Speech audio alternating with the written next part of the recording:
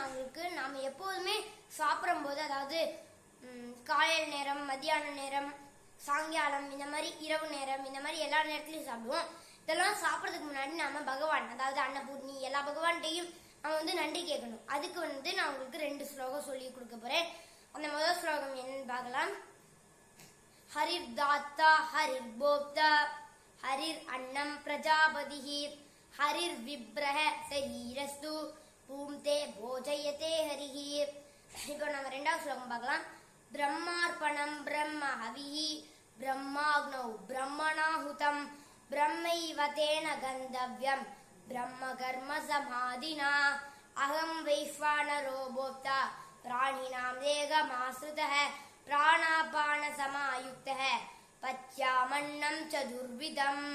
அப்படின்னு நம்ம இந்த 2 ஸ்லோகத்தையும் சாப்பிட்றதுக்கு முன்னாடி எல்லா பகவான்கிட்டையும் நன்றி சொல்லிட்டு, இந்த ஸ்லோகத்தை சொல்லிட்டு நம்ம சாப்பிட்றதுல நம்ம சாப்பிட்ற சாதமும் அதுக்கப்புறம் அந்த தொட்டுக்கையும் எதையாவது ஒன்று எடுத்து சமர்ப்பிக்கணும்.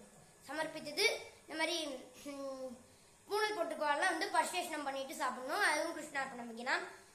அடுத்த வீடியோவில் சந்திப்போம். நன்றி, வணக்கம்.